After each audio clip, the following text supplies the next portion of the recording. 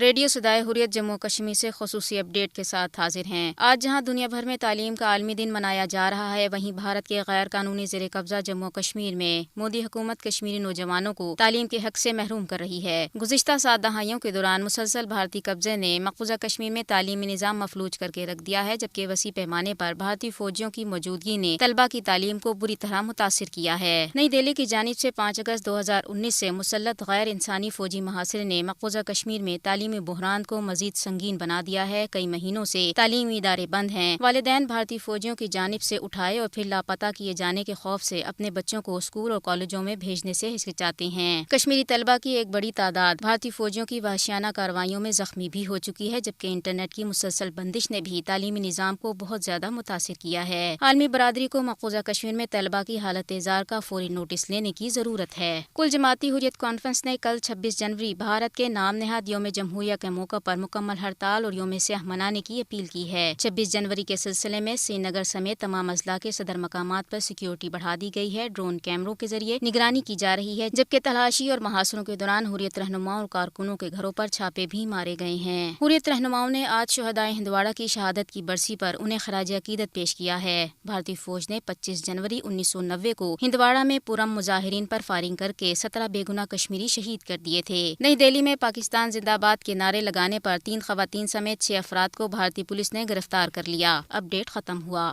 26 جنوری بھارت کا یوم جمہوریہ ہے۔ بھارت اس دن کو اپنے انداز سے منانے کی کوشش کرتا ہے، بھلا کسی کو کیا اعتراض؟ لیکن دنیا میں کیا ایسا اور کوئی ملک بھی ہے جس نے جمہور کو دبا کر رکھا ہو، جس نے جمہور کی آواز اور حقوق کو غصب کر رکھا ہو؟ ایسا ملک شاید ڈھونڈنے سے ہی ملے۔ یہ سارے امتیازات بھارت ہی کو حاصل ہیں۔ کشمیری عوام عرصے دراز سے بھارتی حکمرانوں کی انتہا پسندانہ ذہنیت کا شکار ہے۔ 26 جنوری کا دن کشمیریوں کے لیے نت نئی آزمائشوں کا باعث بنتا ہے۔ حقیقت یہ ہے کہ بھارت کو یہ دن منانے کا کوئی حق نہیں بنتا، اس لیے کہ بھارتی حکمران جس ذہنیت کا شکار ہیں وہ جمہور اور جمہوری روایات کے بالکل برعکس ہیں۔ اس حوالے سے پیپلز لیگ کے وائس چیئرمین اعجاز رحمانی کہتے ہیں، کشمیر بین الاقوامی طور پر ایک متنازع علاقہ ہے جس پر بھارت نے فوجی تسلط کے ناجائز قبضہ کر رکھا ہے۔ کشمیری عوام بھارت کے یوم جمہوریہ کو یوم سیاہ کے طور منا رہے، جس کا مقصد بھارت کی طرف سے کشمیریوں کے حق خود ارادیت سے مسلسل انکار کے خلاف احتجاج درج کرانا ہے۔ عالمی برادری کو یہ بھی یاد دلاتے ہیں جموں کشمیر میں بھارتی افواج کی موجودگی غیر قانونی، ناجائز، غیر آئینی اور بین الاقوامی قانون کی خلاف ورزی ہے۔ بھارت کو مقبوضہ کشمیر میں یہ یوم جمہوریہ منانے کا کوئی حق نہیں، کیونکہ بھارت کشمیر پر جبری قبضہ کر رکھا ہے۔ مقبوضہ علاقے میں بھارتی فوجیوں کی موجودگی اقوام متحدہ اور سلامتی کونسل کی منظور شدہ قراردادوں کی بھی خلاف ورزی ہے۔ مقبوضہ کشمیر سے بھارتی فوجیوں کی مکمل انخلا تک جدوجہد آزادی جاری رکھنے کا عزم کا اعادہ کرتے ہیں۔